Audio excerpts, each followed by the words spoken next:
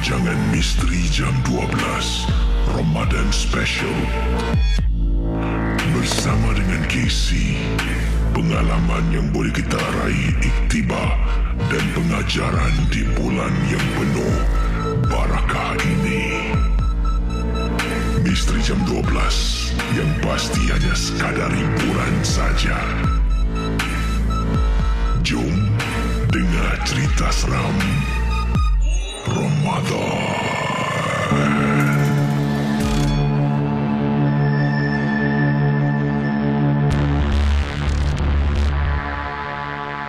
Malam itu, aku sedang duduk di ruang tamu apabila aku terdengar orang mengetuk pintu rumahku.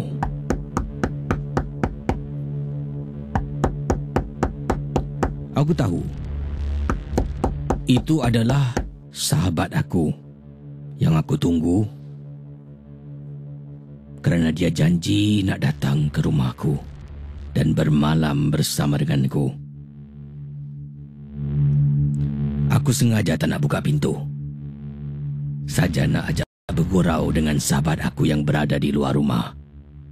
Sekali lagi kedengaran dia mengetuk pintu rumahku.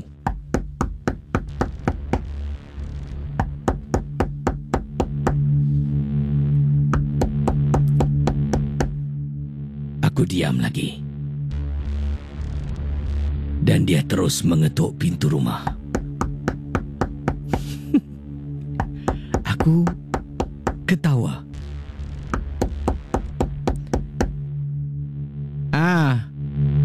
Dah tahu. Masuklah, kau kena kunci. Sahabat saya ni memang rapat dengan saya. Saya serahkan juga kunci rumah saya kepada dia. Sekiranya ada apa-apa berlaku, dia boleh membantu saya. Mungkin mengambil barang-barang di rumah yang diperlukan. Maklumlah Casey, keluarga saya semua jauh. Saya ni duduk di Damansara seorang diri saja. Dan pendengar Ria 897. Jadi saya suruh sahabat saya keluarkan kunci yang saya berikan dia, suruh buka sendiri, masuk dalam. Kemudian saya bangun. Saya pergi ke dapur untuk ambil kek yang saya beli. Saya beli sebuah kek. Kek ni saya memang nak makan dengan sahabat saya. Saya nak keluarkan, nak surprisekan dia lah. Kemudian keluar dekat ruang tamu, saya nampak sahabat saya dah pun duduk dekat sofa. Jadi apa yang berlaku? Saya tengah pegang kek ni, tengah jalan nak keluar daripada dapur, saya nampak sahabat saya tengah duduk dekat ruang tamu di sofa. Astaghfirullahalazim. Ish, tak dengar kau buka pintu pun tahu-tahu dah masuk. Jadi saya pun letakkan kek tu dekat atas meja makan, betul-betul di tepi dapur. Saya patah balik masuk dapur. Sebabnya saya lupa nak ambil garfu untuk makan kek yang saya keluarkan tadi. Pendengar Ria 897 FM.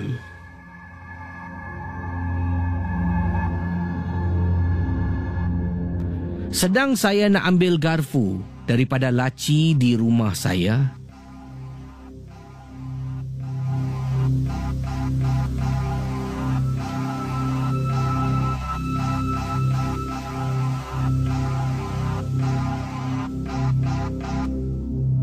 tiba-tiba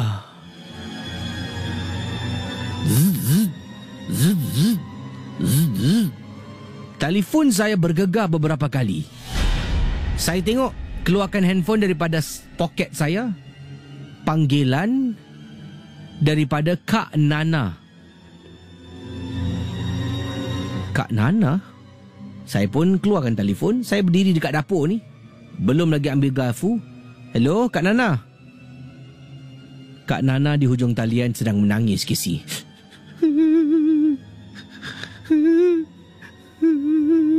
Kak Nana, kenapa ni? Kak.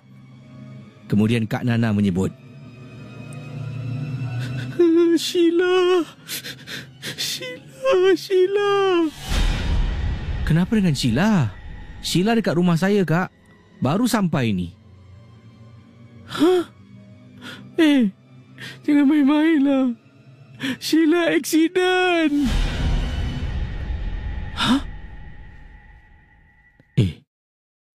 Kak Nana jangan main-main, Kak. Sheila adik kakak. Aku ada satu adik je. Aku telefon kau ni. Aku nak bilang kau. Sheila accident.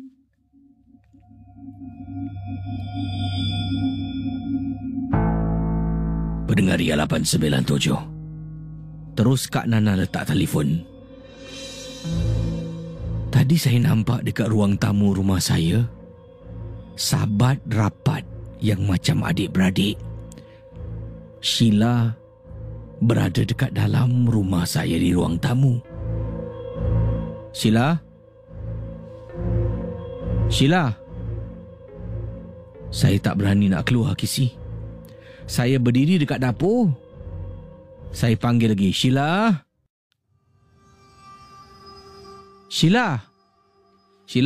jangan main-main lah. Sorry lah tadi aku tak buka pintu. Aku malas lah nak bangun. Kau kan ada kunci. Dah masuk kan? Sheila, kakak engkau baru telefon aku tau. Jangan nangis cari engkau. Lah. Sheila, kakak kau baru telefon aku tau. Casey, tiba-tiba saya dengar suara Sheila menangis. Sheila?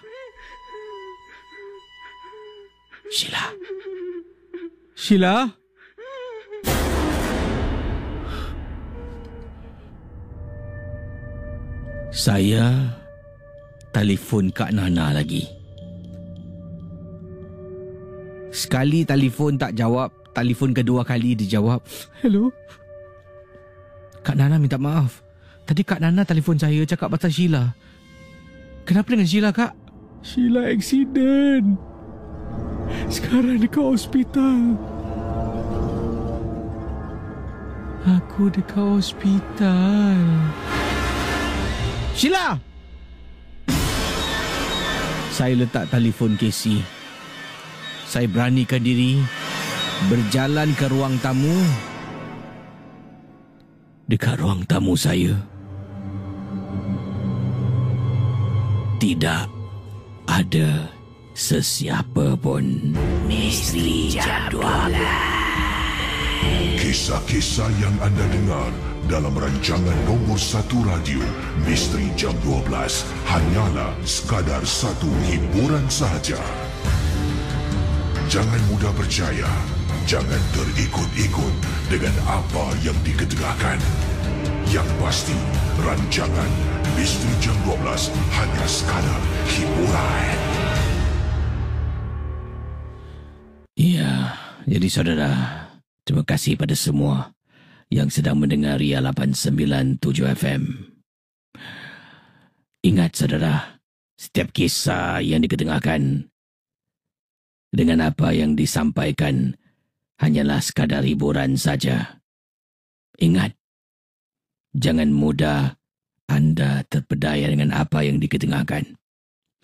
Kisah Sheila tadi, rupa-rupanya bila pengirim kita dapat tenangkan fikirannya, telefon, berbual dan terus keluar pergi hospital. Sahabatnya Sheila dalam perjalanan terlibat dalam kemalangan jalan raya.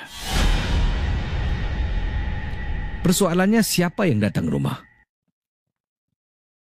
Jadi, sebenarnya pada malam tu, mengikut apa yang diceritakan di sini, Sheila yang nak keluar pada waktu malam tidak dibenarkan oleh ibunya. Ibu tidak membenarkan Sheila keluar sebab waktu tu hujan lebat. Jalan raya tak selamat kalau hujan lebat. Nak-nak pada waktu malam, katanya di sini, di kawasan Damansara ni Casey, waktu malam banyak sangat aktiviti lumba haram. Takut-takut terlibat dalam kemalangan. Orang yang lumba haram ni tak ada fikir tentang keselamatan orang lain. Kalau dia tak fikir tentang keselamatan dirinya sendiri, Casey rasa, adakah dia akan fikirkan tentang keselamatan orang lain? Jadi maka itulah, Mak Sheila tak benarkan keluar. Tapi Sheila ni berdegil. Ya, berdegil sampai merajuk. Kemudian itulah, kakak Sheila yang mengizinkan dia keluar. Sebab itulah kakak telefon menangis-nangis. Dia rasa bersalah. Mak tak benarkan, dia izinkan. Dan kemudian dia teruskan juga tanpa mendapatkan kebenaran daripada maknya sendiri. Sebab mak tahu tentang bahaya dan keselamatan. Sheila tetap pergi dan Sheila terlibat dalam kemalangan. Misteri Jam 12 malam. Misteri Jam 12.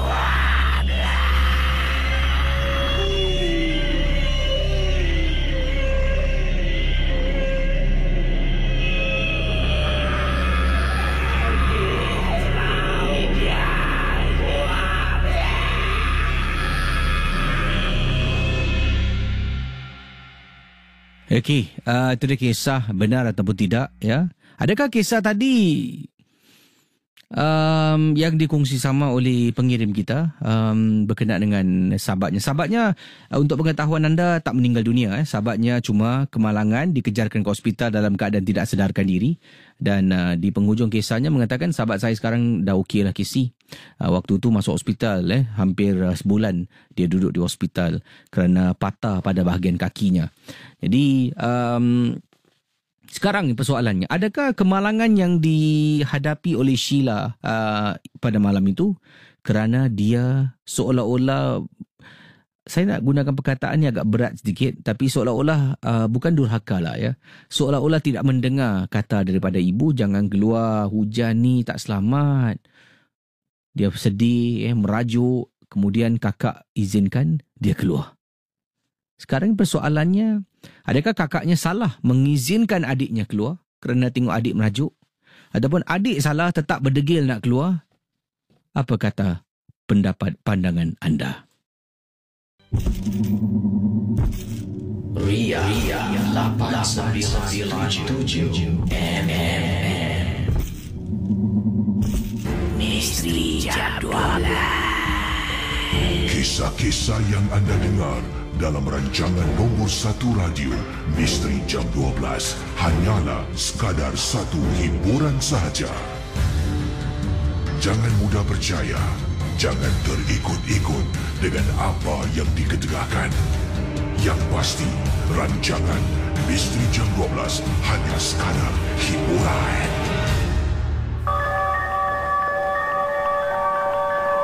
Kisah berikut ini sebelum saya putarkan lagu dan juga saya bacakan, jangan lupa pergi ke Facebook Ria. Di bawah poster Casey dan Cik Mang tu anda boleh kongsi apakah juada sahur anda nanti, ya, dalam hashtag anda sahur apa. Dan juga saya akan bacakan kisah-kisah yang diketengahkan pada malam ini, Ramadan Special Misteri Jam 12. Dan saya disuruh oleh bos saya, Zaza Majid, untuk berkongsi lebih banyak kisah-kisah yang ada sedikit pengajaran iktibar di sebaliknya. Saya cuba cari banyak email, tapi susah nak cari email. Tapi ada. Jadi harap kualiti cerita ni dapat dikawal, ya, dengan kisah-kisah yang saya tidak mempunyai banyak pilihan dari segi tema yang diketengahkan oleh bos saya, Puan Zaza Majid. Yang ini berkenaan dengan kutip barang yang ditemui. Ini berlaku pada seorang pelajar. Kiriman ini datang daripada Hanisha. Hanisha berkongsi pernah menghadiri satu kem sekolah di Pulau Ubin. Jadi menurut Hanisha, apa yang berlaku di Pulau Ubin? Inilah kisah yang diketengahkan. Saya dan juga rakan sekolah saya dari sekolah menengah ... telah pun menghadiri satu kem. Kem ini hanya berlangsung selama 3 hari 4 malam. Salah. 3 hari 4 malam macam mana? 4 hari 3 malam. Baru betul. Ni saya rasa mungkin dia typo. Saya rasa 4 hari 3 malam lah. 4 hari 3 malam, satu camp latihan yang diadakan di Pulau Ubin. Dan dalam camp ini kita dilatih pelbagai lah aspek, daripada segi aspek leadership, dari segi aspek kepintaran, cara untuk problem solving dan sebagainya. Okay. Tapi ada satu bahagian ni dipanggil one day camp, one day island orientation. Island orientation ni adalah satu misi yang mana kita dibagikan kepada beberapa kumpulan, dan kemudian dengan kumpulan kita ni kita akan diberikan misi yang ditulis. Kita kena jalan menggunakan kompas, menggunakan peta yang dah pun disiapkan. Kita kena pergi checkpoint, dari satu checkpoint ke checkpoint yang lain, dan ini dilakukan merata di seluruh pulau di Pulau Ubin itu sendiri. Jadi kerja kita ni untuk mendapatkan seberapa banyak jawapan yang boleh. Jadi setiap checkpoint, misal kata checkpoint yang pertama kita kena pergi dekat Tasik. Tasik ni daripada campsite pergi ke Tasik berjalan kaki. Kalau tahu cara cari jalan, dia memakan jarak lebih kurang dalam contoh 2 km contoh. Dan 2 km ni dia bukan jalan lurus. Kadang-kadang naik bukit, turun bukit. Kadang-kadang kena buat pilihan, nak pergi sebelah kiri atau lorong sebelah kanan. Jadi masa tu untuk setiap pasukan agak berbeza sedikit, tapi jaraknya tetap sama. Jadi checkpoint, dan salah satu checkpoint, Casey, salah satu checkpoint ketika island orientation ni dilakukan, setiap pasukan ni katanya cuma ada 2 orang. Jadi setiap pasukan cuma ada 2 pelajar yang digabungkan dalam satu pasukan. Dan checkpoint kita pergi ni adalah sebuah checkpoint di Pulau Ubin, Casey. Ada kawasan pokok ladang getah. Ramai tak tahu, tapi itu adalah antara peninggalan yang lama dahulu, pokok ladang getah ni, yang mana dekat kawasan ni pokoknya memang disusun begitu cantik dan terurus, dengan bahagian lurus ke depan, melintang, semua cantik, very nicely arranged katanya di sini. Jadi dekat salah satu pokok getah ni digantung sejenis plastik. Dekat plastik tu dalam ada the next clue untuk kita pergi ke tempat lain. Dan di situ juga ada jawapan bagi soalan yang ditanyakan dalam kertas soalan yang diserahkan kepada setiap kumpulan. Jadi saya dengan teman saya, kalau tak silap kami yang sampai dahulu dekat kawasan ladang pokok getah di Pulau Ubin. Bayangkan mendengar Ria 897 FM. Bila sampai ni kita pun carilah, sebab pokoknya halus. Pokok getah ni halus, tipis. Kita tak dapat lihat dengan jelas. Kita pusing kiri kanan, tengok sana sini. Tiba-tiba kita ternampak sesuatu. Saya dengan teman saya ternampak ada perempuan ni sedang berdiri depan sebatang pohon. Bila kita tengok dia terus berjalan, berlalu pergi. Oleh kerana perempuan ni berdiri dekat pokok tu, kita nampak dekat pokok tu ada plastik yang digantung, Casey. Memang susah nak nampak. Tapi nampak perempuan ni, dia jalan, kita pun pergi menghampiri. Ada plastik lah. Alhamdulillah.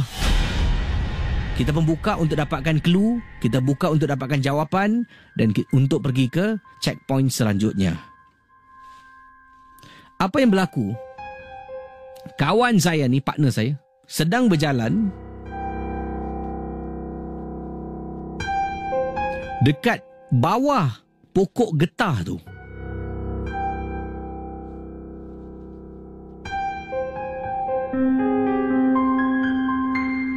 Dia ternampak ada sejenis batu, dan batu ni bentuk heart shape. Batu ni bentuk hati, Casey. Memang cantik batu ni, bentuk hati. Dia pun angkat batu ni. Cantik apa batu ni? Batu tu dia angkat, dia simpan dalam poket. Waktu tu saya memang tak tegur pun, tak terfikir pun apa-apa. Setakat batu, Casey. Dia angkat batu tu, kita teruskan dan dipendekkan cerita bila malam tu, malam kita ada campfire night. Campfire night ni ramai akan turun, semua yang ambil bahagian dalam camp latihan ni akan berkumpul dekat kawasan yang dibakar, didirikan tempat campfire ni lah. Dan malam tu juga akan diberikan anugerah, kumpulan orientasi terbaik dan sebagainya. Jadi kita pun duduk, semangat ni tengah duduk ni. Tiba-tiba satu pelajar datang, partner saya tak sampai-sampai, dan kita terdengar bunyi orang sedang terpekik.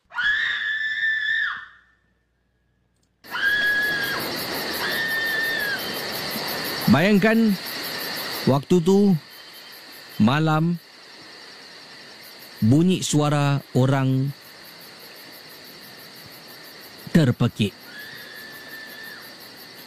Semua yang dah sampai dekat kawasan campfire, yang dah duduk, yang dah siap, sebab kita digalakkan untuk pakai lawa-lawa.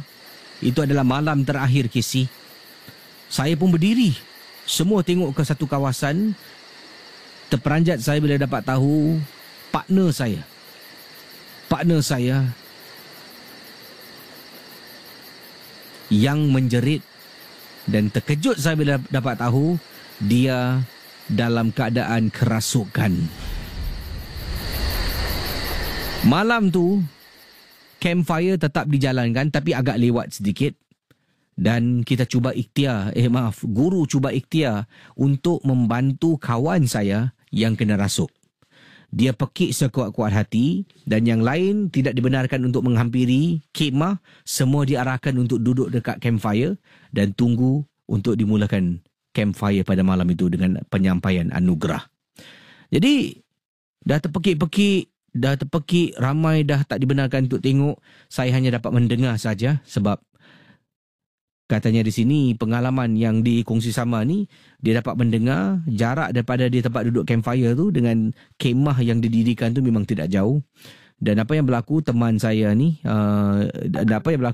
saya dipanggil oleh salah seorang instruktor untuk pergi ke kemah tu. Saya pun berdiri pergi dan tengok teman saya dalam keadaan duduk bersila, napas tercungap-cungap, rambut dah kusut masai.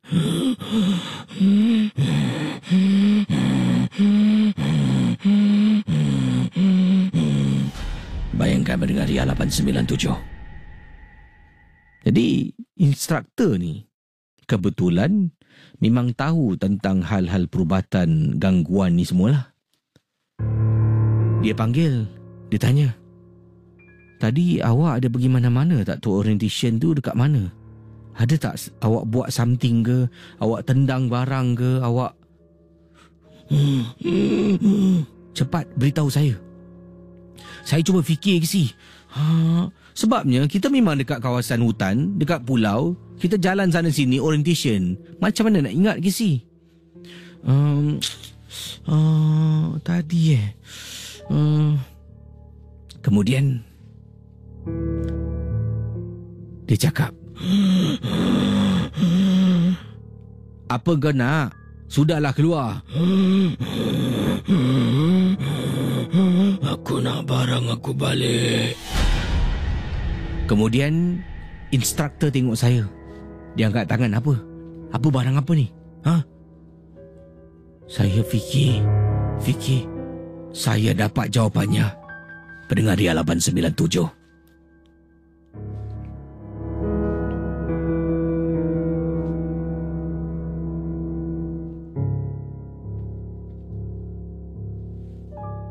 Saya kata, tadi dia ada ambil batu bentuk hati dekat bawah pokok, orientation dekat pokok getah.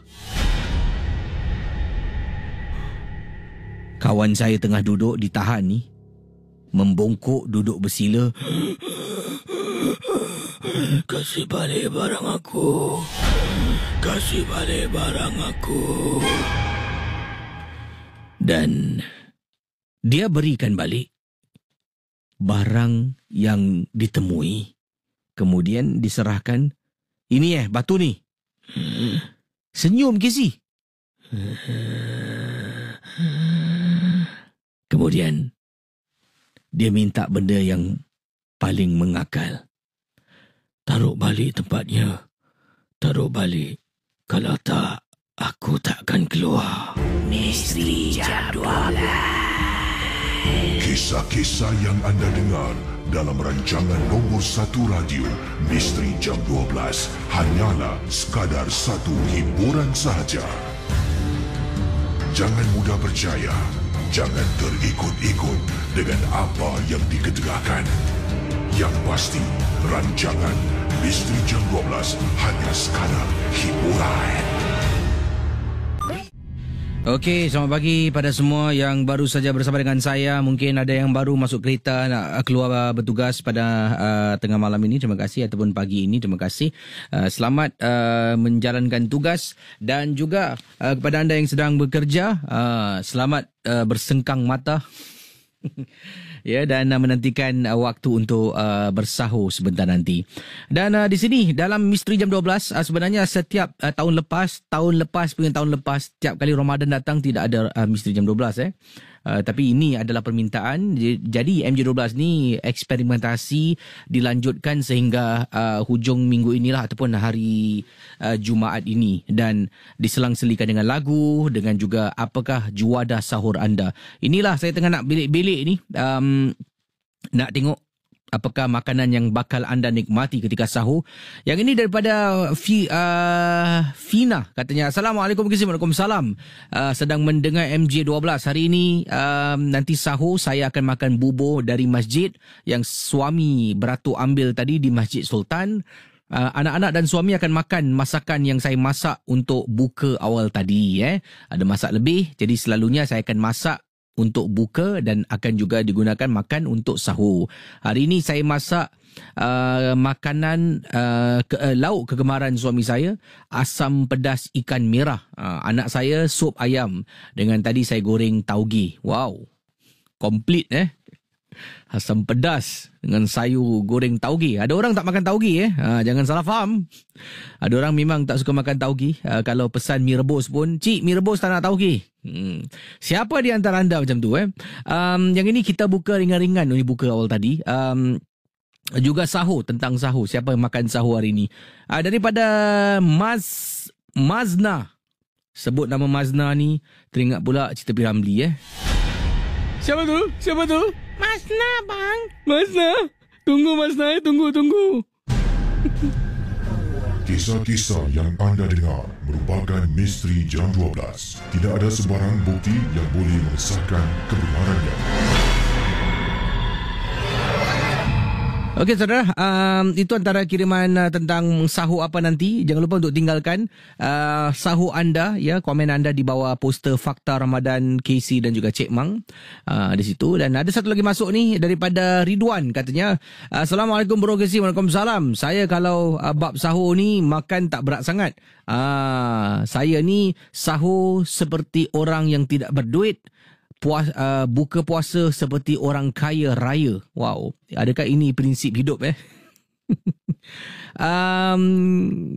Itu saja. Ya, okey.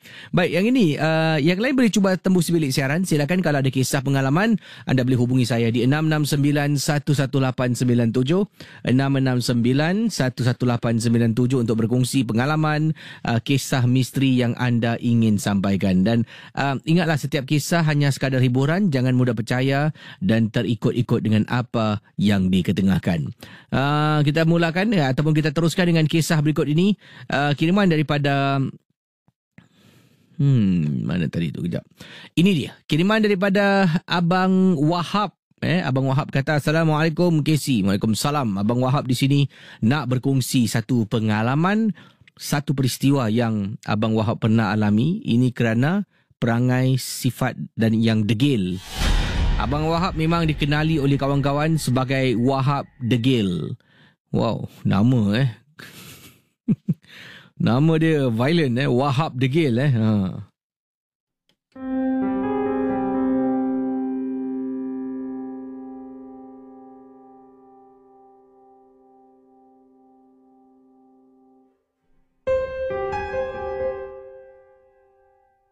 Menurut apa yang dikongsi oleh Abang Wahab pernah nak pergi mancing.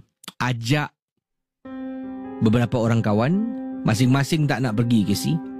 Kerana pada waktu itu tepi pantai ni pernah digegarkan dengan terjumpanya makhluk pocong yang terdampar di tepian pantai.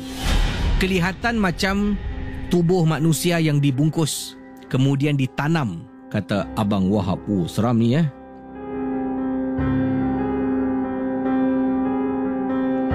Jadi bila ajak kawan pancing dekat kawasan pantai yang dikatakan ada kes kematian luar biasa ni, kawan-kawan semua cakap, janganlah Wahab, jangan pergilah, malam ni je lah. Nanti lepas tu kau pergi tempat lain lah. Dia beri nasihat tapi dia tak ikut lah. Ajak, dia tak boleh datang dan dia beri nasihat. Abang Wahab malas layan, terima kasih. Letak telefon.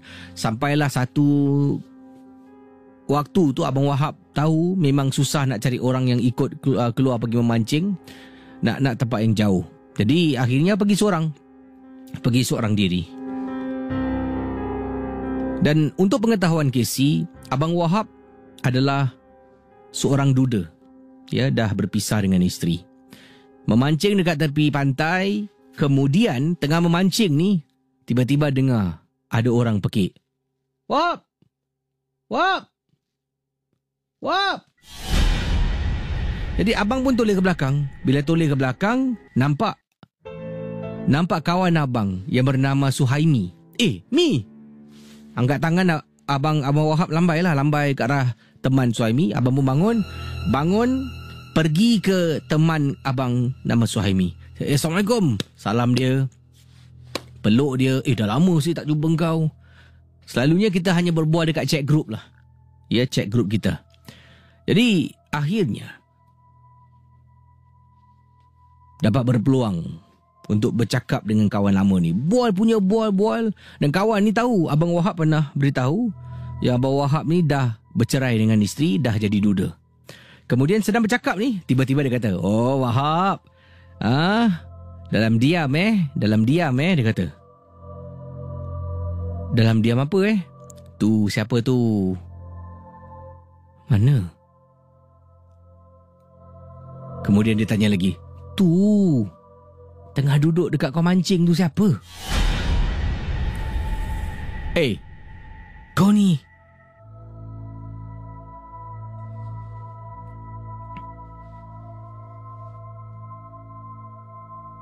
kata, sudahlah.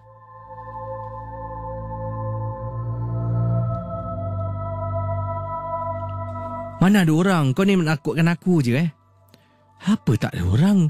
Tu perempuan ni, kau fikir aku tak nampak ke dekat ni? Siapa tu? Abang Wahab kata tak ada orang. Kemudian isteri dia panggil. Dia pun jalan. Abang Wahab masih berdiri sekarang ni, sedang tengok dan tertanya-tanya apa sebenarnya yang berlaku. Kisah-kisah yang anda dengar merupakan misteri Jam 12. Tidak ada sebarang bukti yang boleh mengesahkan kebenarannya. Okey, silakan 669-11897, 669-11897 untuk berkongsi kisah. Anda boleh kirimkan voice note kepada saya juga. Silakan kirimkan voice note anda dan saya akan cuba putarkan kiriman voice note anda untuk misteri Jam 12. Hello, selamat pagi. Assalamualaikum, selamat pagi Casey. Waalaikumsalam. Kak Maya, apa khabar? Alhamdulillah, walafiat, sihat. Salam Ramadan pada Kak Maya. Sama-sama, terima kasih. Kak Maya ada pengalaman tentang apa ni? Silakan. Okeylah, ini baru-baru jugalah Casey. Sebelum berpuasa tu, dalam bulan 4 gitu, Kak Maya dengan suami dengan anak pergi ke rumah ibu mertua lah. Lepas tu kita dah berbual balik dalam jam 9 lebih malam lah. Memang nak masuk rumah tu memang selalu Kak Maya buka pintu gate tu sudah bacaan lah, biasalah. Baca sekali Kak Maya dah selalunya Kak Maya masuk pakai dengan sandal Kak Maya tau. Pada hari tu, hari Khamis malam Jumaat, jadi Kak Maya buka sandal dulu. Jadi Kak Maya tiba-tiba rasa tak macam terpijak benda tau. Sekali benda ni apa macam pasir ke macam tanah gitu lah. Terpijak kaki kiri lah.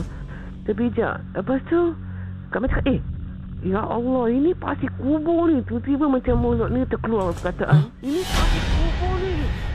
Mana datang Tak tahu pula.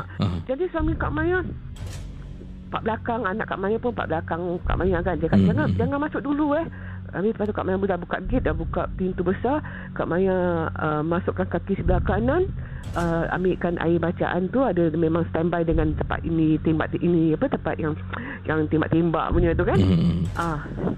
Yang spray tu, Kak Maya dapat spray kaki Kak Maya yang kena tu lah. Dua-dua kaki dah basahkan. Tu Kak Maya letak kaki masuk dalam rumah. Lepas tu minta tolong suami, so sapu benda ni lah.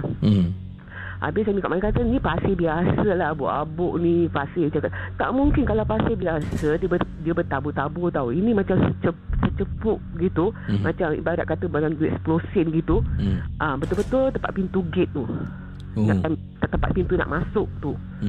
Jadi lepas dah macam itu, tak kisahlah. Kak Maya dah cuci kaki semua, dah angkat wuduk semua, dah solat semua. Besoknya Casey, Kak Maya punya pinggang, kaki semua sakit bisa tak. Nak jalan pun susah kan Casey.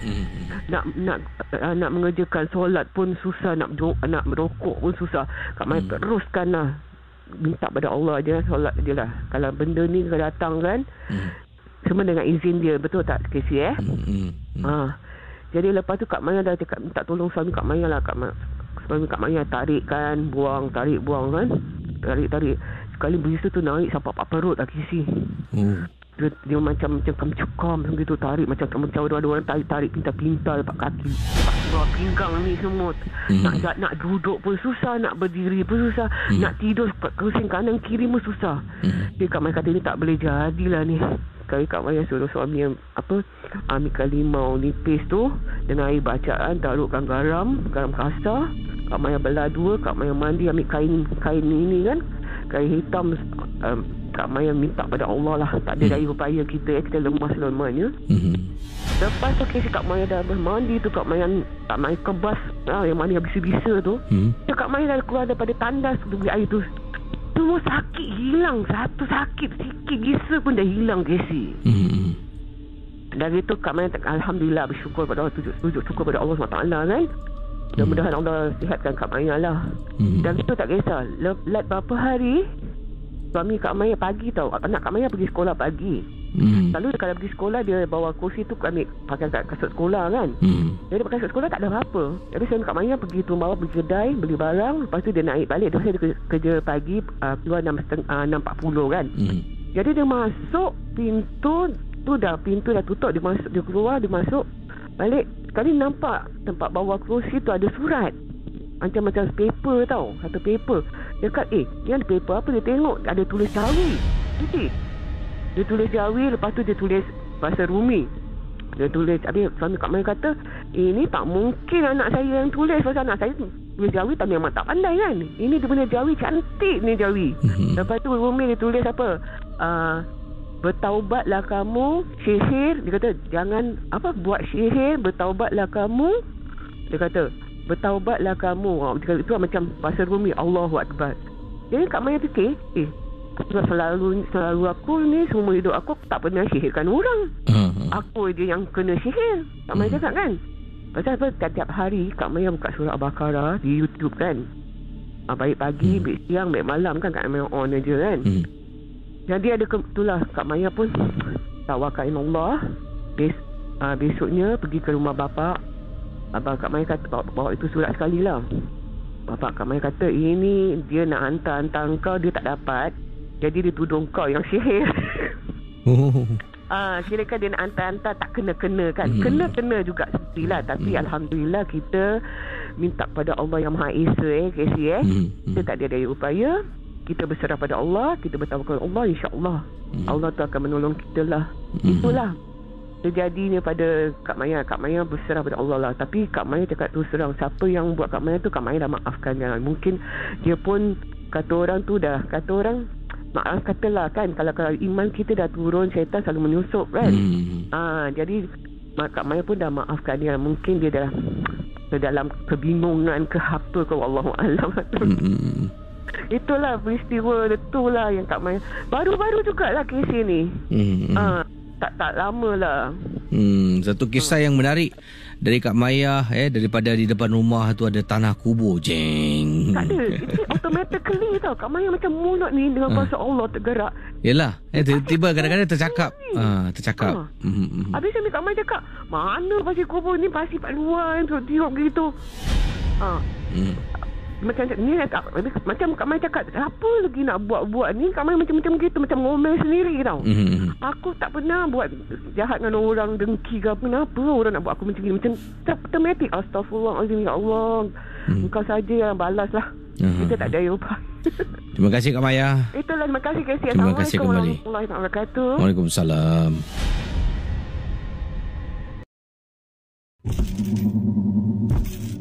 Ria 897 MM Misteri Jam 12. Kisah-kisah yang anda dengar dalam rancangan nombor 1 radio Misteri Jam 12 hanyalah sekadar satu hiburan sahaja. Jangan mudah percaya, jangan terikut-ikut dengan apa yang diketegakkan. Yang pasti, rancangan Misteri Jam 12 hanya sekadar hiburan. 897. Geng-geng momok kisah berikut ini, bila saya baca dan memahami pengalamannya, membuat saya meremang. Terpulang pada anda nak percaya ataupun tidak. Yang pasti rancangan MJ12 100% hanya sekadar hiburan. Jangan terlampau taksub dan terikut-ikut dengan apa yang anda dengar dalam rancangan Misteri Jam 12 di Ria 897 FM. Ini kiriman daripada Ayumi, nama samaran yang digunakan di sini. Ayumi berkongsi satu perkara yang pernah menghantui beliau. Saya satu ketika dahulu pernah menjadi mangsa perbuatan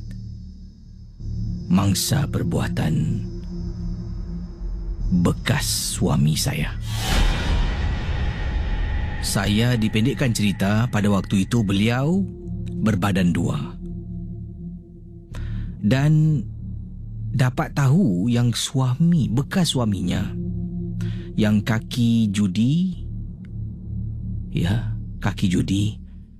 berjumpa dengan seorang dukun ataupun bomoh untuk minta bantuan supaya ditambahkan rezekinya. Nampak? Minta bantuan dengan bomoh, dengan dukun untuk ditambahkan rezeki.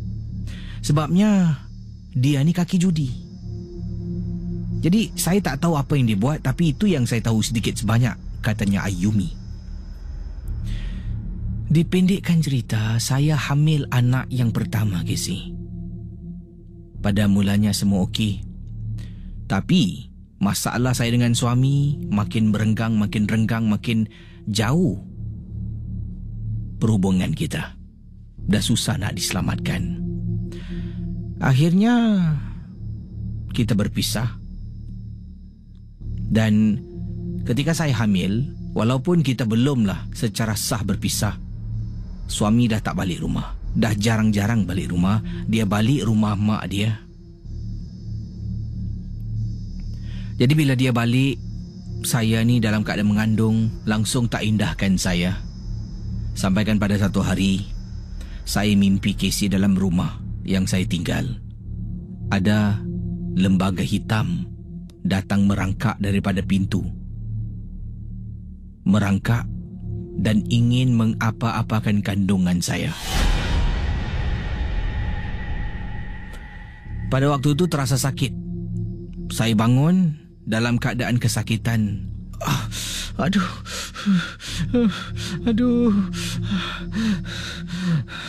Selalunya kalau orang yang tengah hamil, suami dekat sebelah. Saya bangun tengah malam, saya tak ada orang, Casey, kecuali saya dan anak dalam kandungan. Saya akhirnya melahirkan anak. Sihat, 3.2 kilogram. Anak saya kini dah pun berusia 5 tahun, hampir 5 tahun. Pada suatu hari, katanya di sini, ketika saya sedang memandu dengan anak saya duduk di sebelah. Waktu tu saya nak pergi ke rumah saudara terletak di seberang tambak. Sedang memandu dekat Lebuh Raya Kisi. Rumahnya di seberang tambak di Segamat, Johor. Tiba-tiba anak saya ni tidur. Perjalanan agak jauh, dia terlelap tidur. Saya pandu. Dan entah macam mana dia terbangun. Bila dia bangun, saya pun, anak mama dah wake up. Kemudian anak saya dalam keadaan mungkin sedar tak sedar, dia toleh, badan tak gerak, hanya kepala menoleh ke arah saya. Aku bukan anak kau. Anak kau dah lama tak ada. Aku pendamping kau. Kau dah lupa malam tu aku masuk dalam perut kau yang sakit. Amirul buat apa ni? Dan kemudian anak saya terus berubah menjadi biasa, Casey. Awal tadi bila dia bercakap dengan saya, Casey, siapa yang berbual dengan saya? Dan Casey, bila saya membawa anak saya pergi berubat, sesi perubatan ini katanya Ayumi, yang mana kita duduk dalam sebuah bilik bersama dengan seorang pakar perubatan. Pakar perubatan membaca surah-surah. Dia membaca surah. Jadi apa yang berlaku? Anak saya duduk dengan saya. Bila pakar mula, Bismillahirrahmanirrahim, Yasin wal Qur'anil Hakim, innaka laminal mursalin. Pakar baca. Bukan seorang, ada 2-3 orang teman bersama dalam bilik tu. Anak saya mula diam. Kemudian dapat lihat kisi anak saya, badannya mula hayun kiri kanan, dan pakar tu memberi isyarat, tangannya angkat. Dia kata, tepi. Dia suruh saya tepi. Anak saya hayun badan lagi kiri kanan. Kemudian anak saya, wa Qur'ani Hakim, innaka laminal mursalin ala siratim mustaqim tanzila. Anak saya mula membaca. Apa pakar tu baca, anak saya boleh ikut sama, tapi dengan nada suara yang menyeramkan. Baca Gizi, baca sampai satu bahagian ni dia berhenti. Yang lain masih baca. Pakar tu kata pada anak saya, "Hai, kenapa kau berhenti? Kau takut dengan ayat ni? Kau takut?"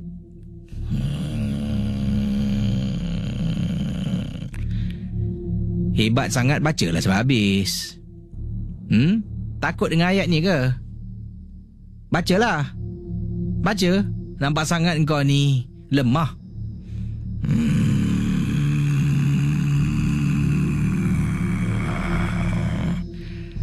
Dan pendengar Misteri Jam 12, pakar tu baca dan cakap lagi, cuba cabar benda dalam tubuh anak. Rupa-rupanya dalam tubuh anak saya ada pendamping. Selama bertahun-tahun lamanya saya tak tahu, Kisi. Saya tidak tahu. Sampaikan pada hari itu yang saya sedang memandu nak ke seberang tambak, anak tengah tidur. Dia bangun, dia tengok saya, terus dia cakap. Itu yang membuat saya terus berjumpa dengan pakar untuk mendapatkan rawatan. Makhluk jin ni rupa-rupanya, dari apa yang saya faham lah, kemungkinan suami berurusan dengan seorang dukun, seorang bomoh, berjanji kalau dia nak kaya, apa dia boleh kasih. Isteri saya tengah hamil tu.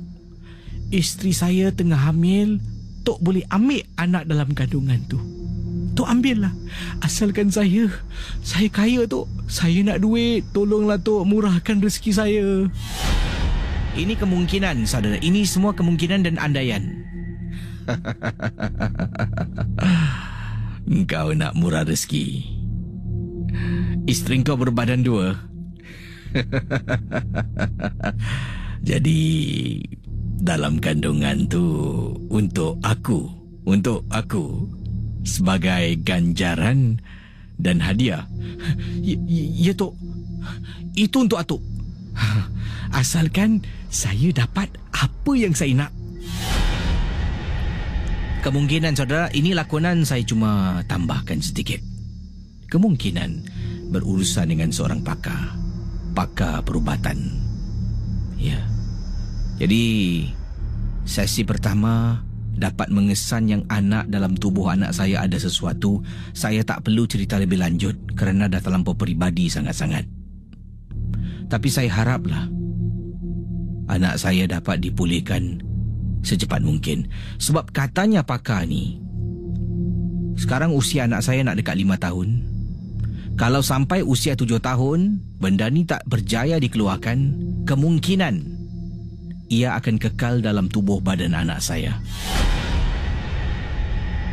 Saya harap semoga anak saya cepat sembuh. Misteri Jam 12. Kisah-kisah yang anda dengar dalam rancangan nombor 1 radio Misteri Jam 12 hanyalah sekadar satu hiburan sahaja. Jangan mudah percaya, jangan terikut-ikut dengan apa yang diketegakkan. Yang pasti, rancangan Misteri Jam 12 hanya sekadar hiburan. Wow, tadi saudara pendengar Ria 897 FM, terima kasih pada anda semua yang mendengar rancangan nombor 1 di Ria 897 Misteri Jam 12. Rancangan ini telah pun banyak menyatukan para pendengar dari luar Singapura di Facebook Ria 897. Terima kasih saya ucapkan.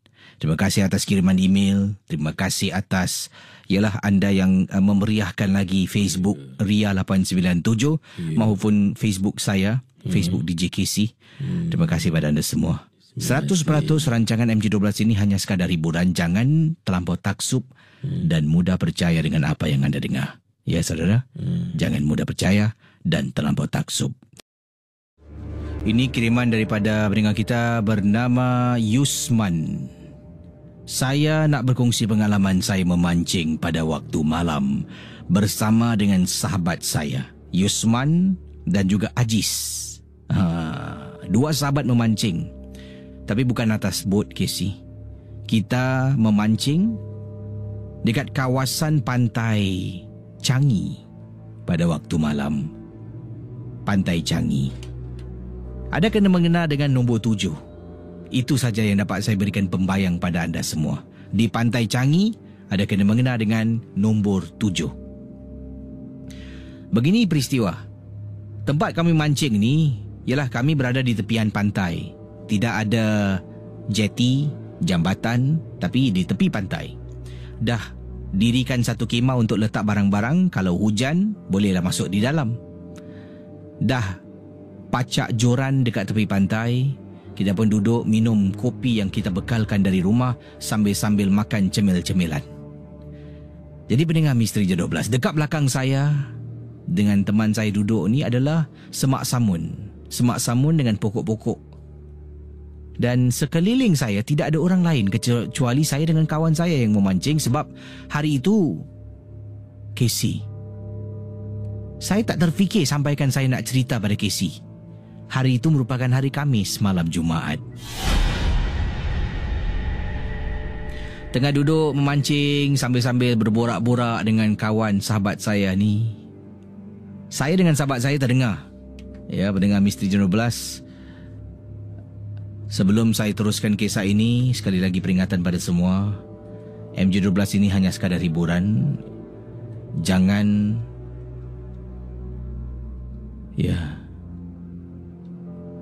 jangan mudah percaya dan terikut-ikut dengan apa yang diketengahkan dalam Misteri Jam 12. Jadi beliau berada di tepi pantai sedang memancing dengan kawan pada waktu malam. Tengah duduk, berborak-borak, bercakap dengan kawan saya.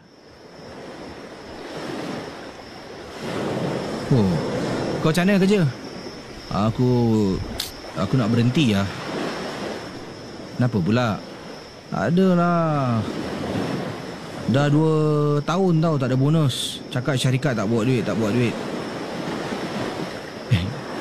Kau kalau berhenti, kau fikir senang ke dapat cek kerja? Orang macam kita ni, itulah yang aku fikirkan. Tapi tak boleh lah. Aku perlukan duit. Isteri aku, anak-anak aku. Kau sabar je lah. Tengok macam mana lagi setahun. Yang penting ada gaji. Kau kurangkan belanja sikit. Itulah.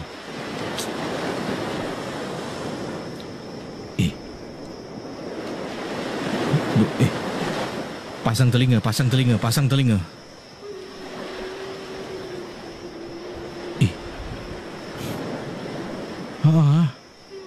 Clear lah. Tak ada orang kat sini kan? Itulah.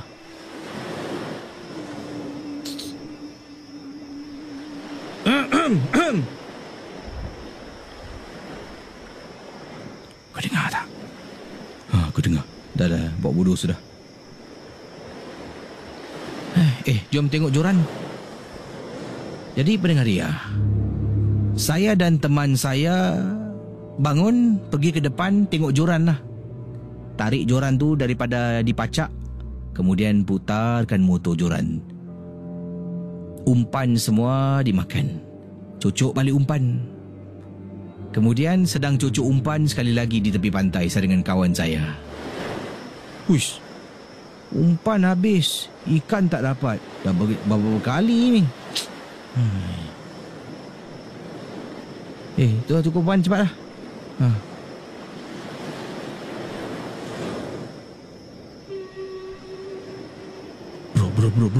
Bro.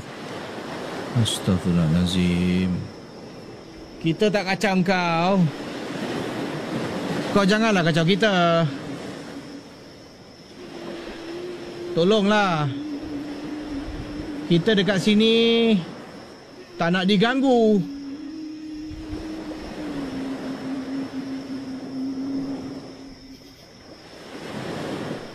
Aku rasa bungkuslah barang kita pergi tempat lain.